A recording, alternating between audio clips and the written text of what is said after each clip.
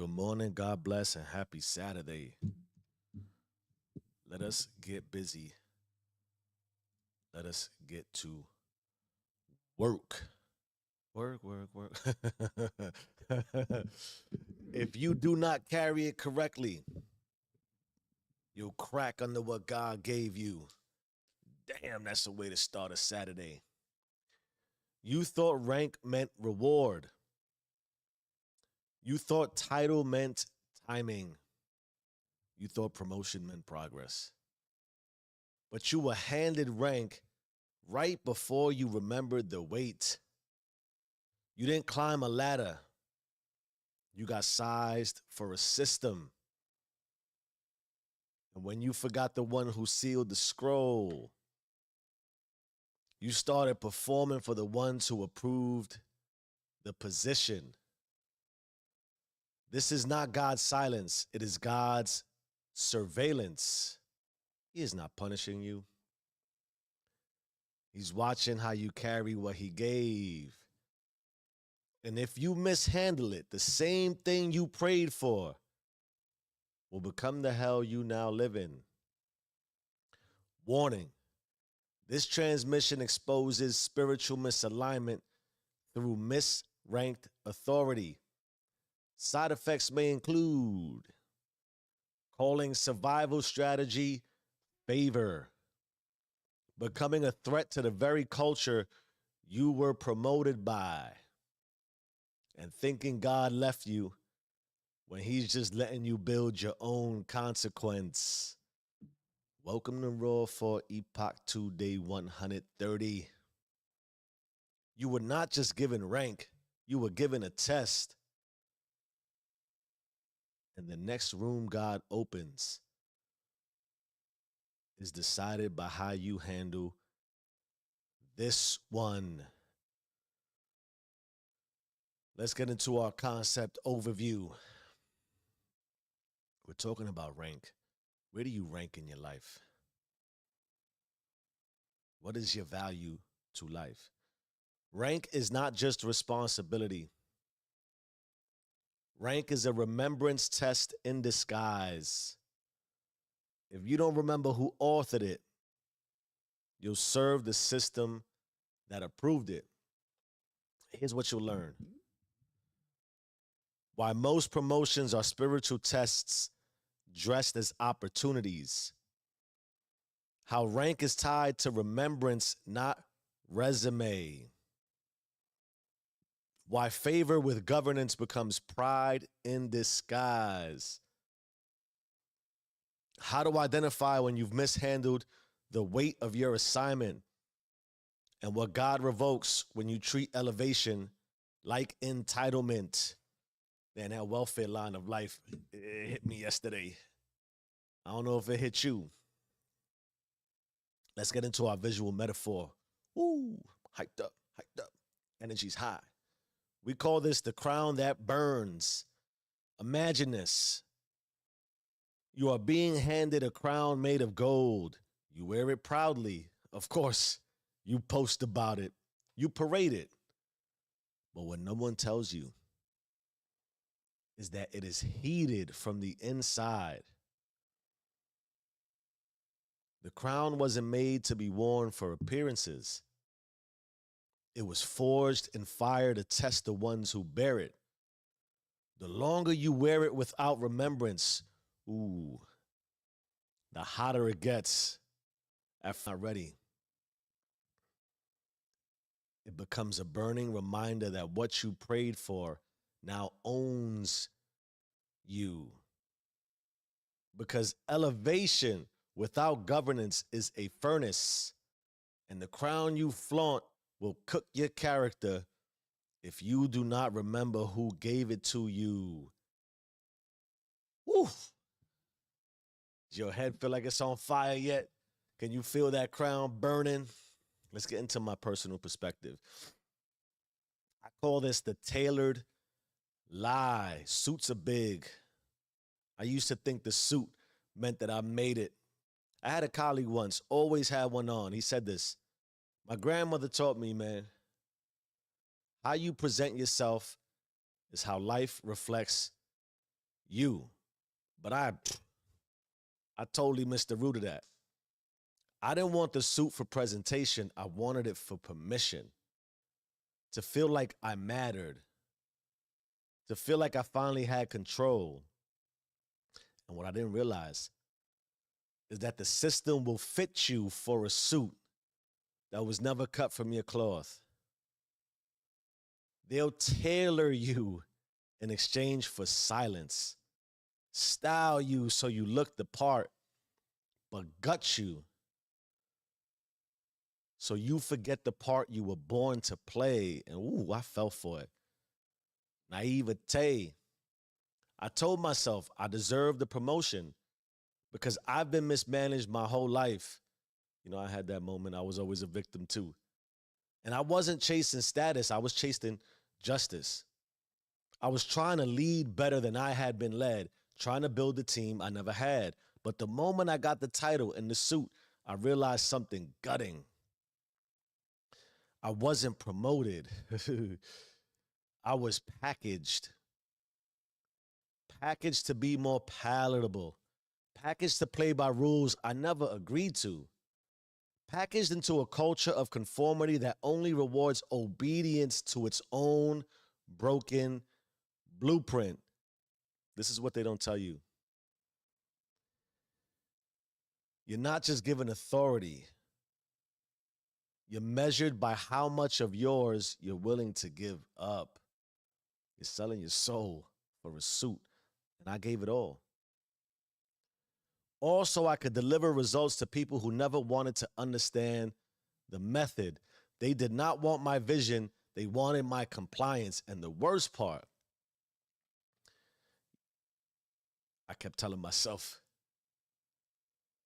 if I just keep delivering, if I just keep delivering, if I just keep delivering, they'll let me do it my way. They'll let me lead my way. But every deliverable, it just became another chain. Every project became proof that I could serve a system that I was never aligned to. And somewhere in the climb, I became an empty suit with enemies in disguise as friends, clapping with their hands while cursing with their hearts, because to them, I was not a leader. I was a virus, a threat to their hierarchy, an outlier, too early in rank, but too dangerous in spirit.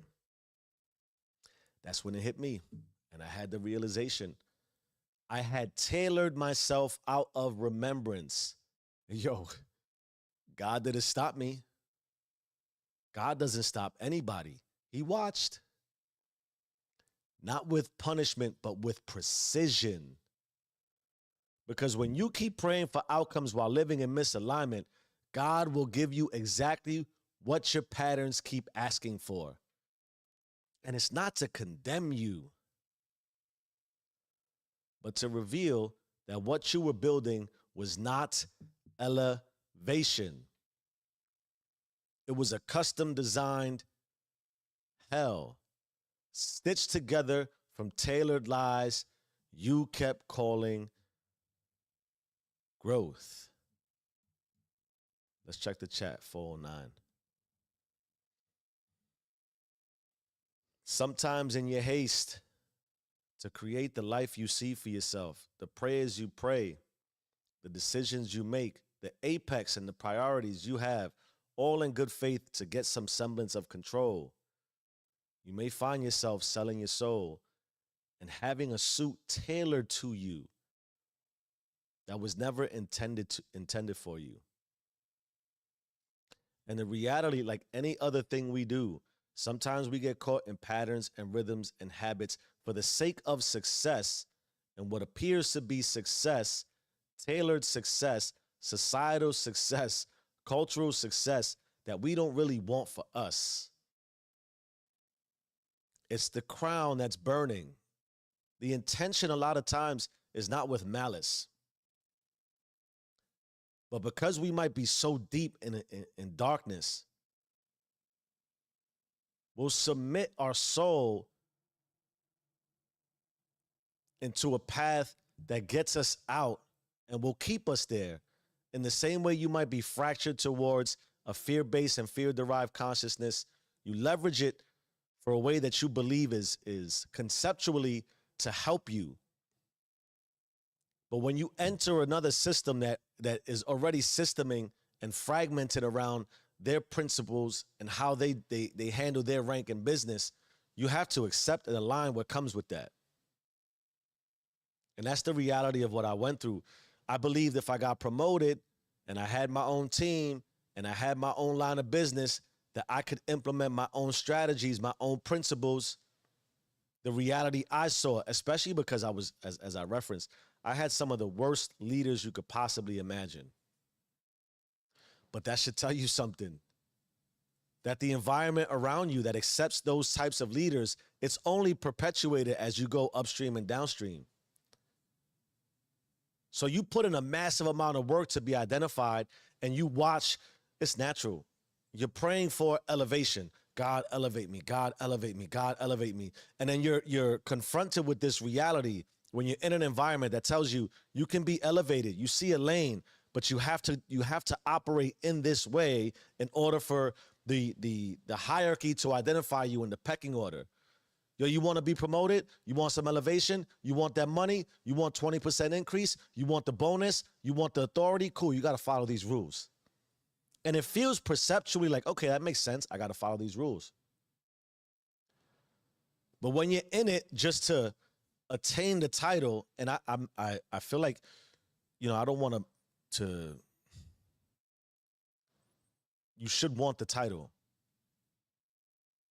It's just be careful how you got there, because how you got there is still how you have to keep it. And sometimes you don't realize while they're tailoring you for a suit, you're giving up your soul.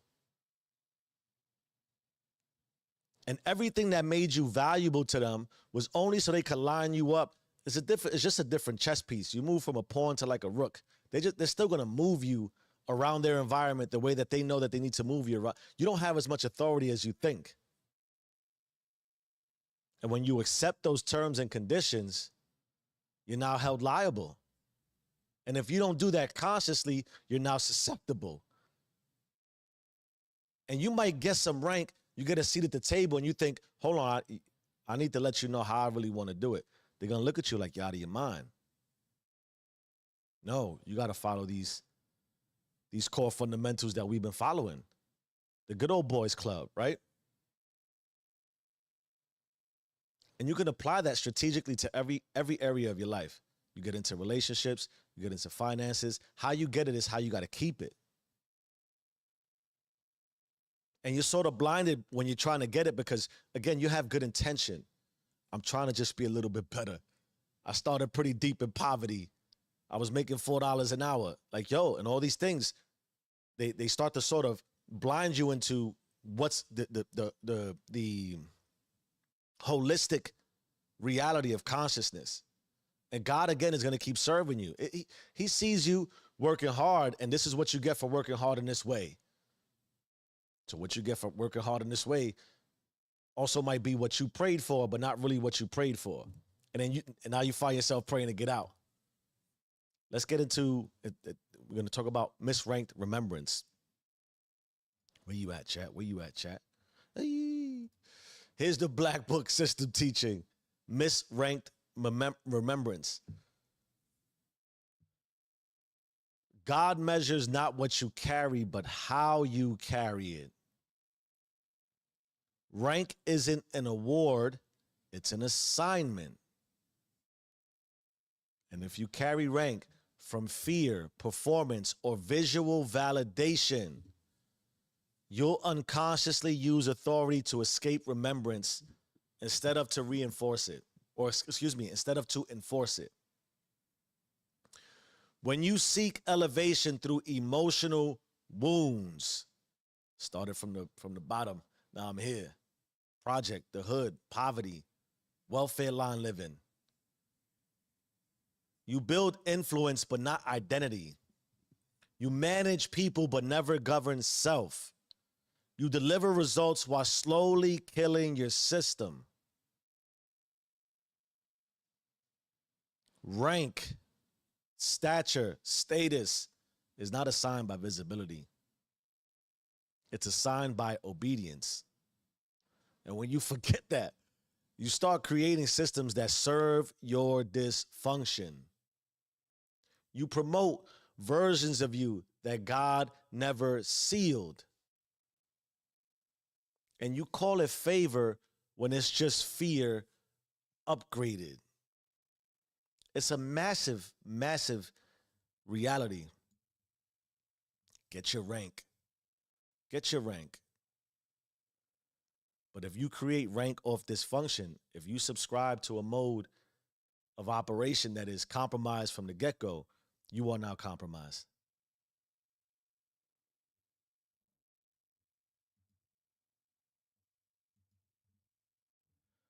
All right. Let's get into our how-to on how to lock daily remembrance.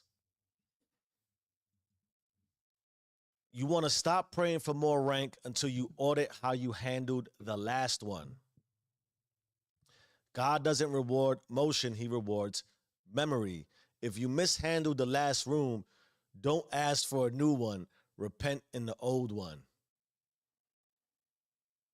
Wear remembrance before you wear recognition. If the suit fits but your soul doesn't, it's not favor. That's fraud. Authority starts internally, or it is counterfeit in public. That is a massive. I talk, man, one of the biggest things, Lucifer, it means bearer of light. And I truly believe because of the plague of consciousness, the most counterfeit version of us is always in public when the lights are on. We try so hard. We put on such a mask in the daytime when the light is out because we can be seen. And it is a lot of times conflicted from who we are when the lights are off, when it's just us. That creates massive conscious friction. That creates soul level friction, spirit level friction, because it takes so much to perform in the light. You got to be conscious of that, because whether you are aware or not, you're concerned with how it looks too often, and you should be respectful of your reputation. Don't get it twisted. But you shouldn't be so concerned with your reputation that you have to compromise who you are. That's counterfeit. That's fraud. And you're going to say, but I got to do this because I got to keep my job. I got to be able to get that promotion in this way. And all that is all well and good and true. But when you find yourself in moments of silence, like, yo, what's really going on? Why do I not feel fulfilled? That is a lot of the reason as to why. You're not rooted in really what it is. Because you start outside in. You worry too much about what it looks like on the post than what it really looks like when nobody's watching and when it's not being recorded. What did we say yesterday? Police yourself at all times. Build in private what you refuse to lose in public. If your rank isn't authored in obedience, it will collapse under pressure. The weight was never the problem. Your agreement with the weight was.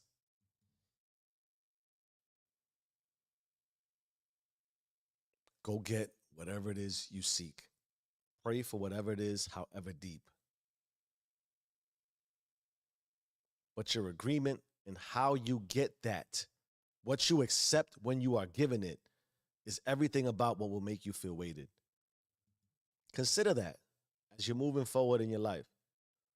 Don't pray. I talk about regularly. You should command when you pray. Don't pray out of desperation. Don't accept out of desperation. It keeps you in despair. Right? And I get it. In the moment when you're weighing it, you're looking at, this extra dollar is going to change my life for the short term, and it does. Or this extra relationship that's a little shady, a little shaky, but you're compromising yourself. And you don't start to realize all those little compromises, they start to perpetuate across the spectrum of your life. And consciously, you start to accept little micro compromises across your spirit.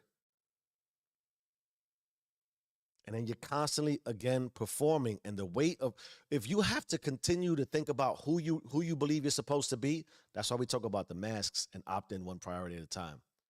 If you have to walk into different rooms and what room am I going in? Who do I need to be? What mask do I need to wear? That is a lot of the problem. Yes, you should identify, I need to put on a different mask, because you don't bring the father, the mother, the parent of who you are, the children, inside the office. You don't bring the office inside the home. But you shouldn't deviate that far from who you are respectively to each mask. It's just identifying this mask requires certain functions, certain operational processes to be successful in the role. But who I am, I don't got to think about it. So if I was being policed and watched in any one of my rooms, you would see the very same person. I assure you, it took me a long time to understand it and process the weight of that. And without even realizing it, the conscious responsibility of who do I need to be right now because of who's watching and who am I deceiving? You're deceiving yourself. And a lot of that self-centeredness in life puts immense pressure, because you pivot from role to role because you're so constantly worried about who might be watching. First of all, nobody's paying that deep of attention. But you feel that way because you're always watching you, whether you're conscious of it or not. But the way of having to switch masks that are so misaligned that it's not really you, you forget who you are. And in that way, that is who you are. You're a chameleon.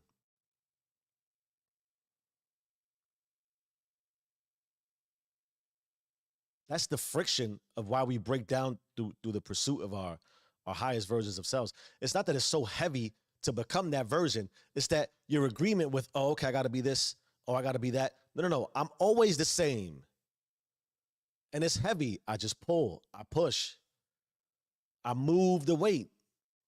It takes an awful lot of emotional and spiritual acceptance, because the reality too is when you approach any sort of room that way, if that room is not for you, but you're already in that room, you might be chastised and you might be looked at as an outcast.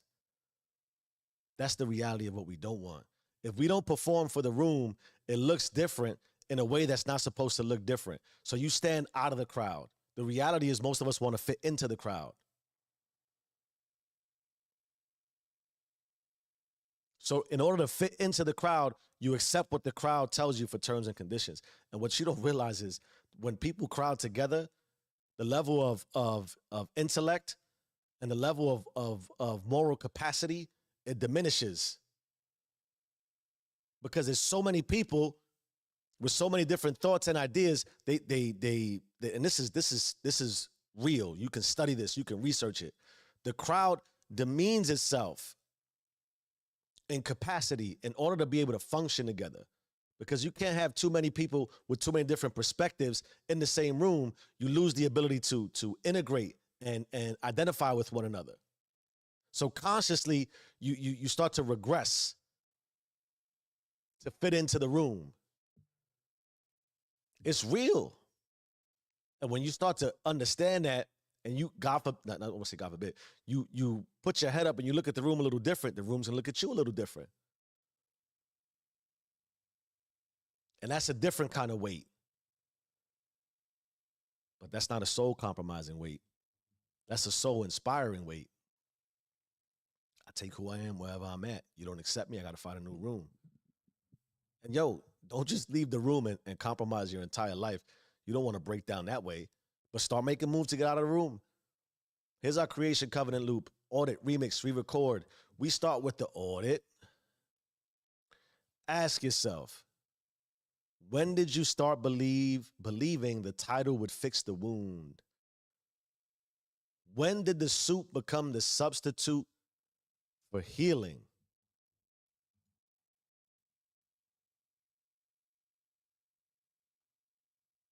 What mask are you putting on? What suit are you being tailored for that you think is a band-aid? Then you locate it. That moment you chose alignment over authenticity. That's a big buzzword. How genuine are you? How authentic are you? Not very much if you're aligning with things that don't principally align with you. Was it that meeting you silenced your idea to maintain approval? Some of us are in the room and we get a seat in the room and we never raise our hands. Why do you do that? You're in the room. Raise your hand. Speak. At minimum, you'll find out that room's not for you. You should find a different room. Was it that year you stopped remembering who you were and started memorizing what they wanted? Ooh. Did you stop? Did you forget who you were because of what they wanted? And that is now your remembrance. That's the memory you work off of. That wasn't leadership. That was survival in costume. Some of us are just puppets on a string, man. And every time you conformed, you were praying with your behavior for a God you no longer heard. Do you appreciate that consciously? I say it. Thought is prayer. You don't gotta align with that. But the universe and the world and the environment, creation responds to your thought. You are exactly who you think you are. So you could also come to prayer in desperation and beg God for 10 minutes a day. Please, God, or whoever you pray to. And then go behave in the exact opposite and wonder why those 10 minutes aren't affecting you positively. Because the other 23 hours, what are you doing? You're behaving in total contradiction to what you're praying for. So you're praying in one way, in desperation, you're behaving in another, which is another form of prayer and another form of creation that is overwhelming in contrast to what you pray for in desperation. Who you are for those 10 minutes or those 15 minutes is not who you are for the rest of your day. And that conflict will never get you to where you want to be. It'll only keep you where you are. Why? You're reinforcing it. And God is like, I hear you, but I really hear you. The law of attraction, the universe is like, I hear you, but I really hear you. Consciously, I hear you, and then your subconscious is like, nah, I really hear you. You wonder why you're conflicted. You can't wake up for 10 minutes and sleep the other 23 hours and wonder why, why am I still on autopilot? Why am I still dead to the world? Why am I still a zombie? Then you want to hit them with the remix. After all this survival in costume, then came the justifications, right? Because, you're not gonna be in a room where you now have accepted those terms and conditions, and you look around and you're in a pool of sharks, and you're swimming and there's blood in the water everywhere, and you're just a little baby shark. The justifications come. If I hit the numbers, they'll give me space. If I just play the game a little longer, I'll earn my freedom. If I get to the top, I'll finally be myself again. But the system doesn't give freedom. It sells assimilation in a better office. Those thoughts weren't strategy. They were submission dressed in logic. You need a new thought. Try this one. If I have to break myself to lead, I was never leading. If you aren't your own leader, how could you ever lead anyone else? Because at minimum, a leader submits himself or herself. You are now a reflection of the crew that you lead. Or you could be a tyrant. I was reading something yesterday that depending on how you were imprinted, there are hostile versions of up and down on the spectrum, right? The power and the powerless. And those of you who are hostile leaders that receive rank and that reach up, become tyrants. It's good for me. It's not good for you. And then the hostile submission, when you kind of cower and you fall in line, it's not good for me. It's not good for you either. The point being, you don't want to see good for nobody else. Those are the very traditional hierarchical leaders who are just absolutely jumping on the top of the desk, screaming at you to get something done. I don't know, whatever. But there's a reality to that. There's science and consciousness and archetypes built around that, pecking orders. Because we broke ourselves to get there. And now to keep it, we got to stay broken. You think you can get what you want by scheming on the system, and the system identifying you and tagging you, bet, I got you, I'll move you forward, and you're going to break rank now? That works in movies. It don't work when the rent comes, when the mortgage hits, and the car payment, the car note, and all the things we put on credit that we paid ahead of time, or that we leased and financed ahead of time. When those bills are due, that's where all the assimilation thoughts come in. That's when we convince ourselves that we need to keep doing this. That's when we sell our souls. Scale that. It's not just business. It's not just the corporate office. It's not just the boardroom. And then, too, that we take so much of our identity is built on, well, hey, what do you do for a living? Because that implies who we are, or who we think we are, how we perceive somebody to be. You're so successful because you're the VP of everything. And you're not successful because you're the janitor who sweep floors. Says who? I know some janitors who are much more successful than some C-level, C-suite people who I know, who couldn't touch the janitor because their soul is rotted.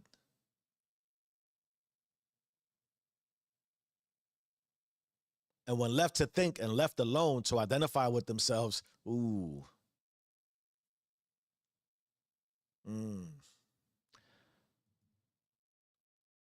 Audit, remix, then you want to re-record. You got to take action. So today, strip the suit, reject the reward that requires your remembrance to shrink.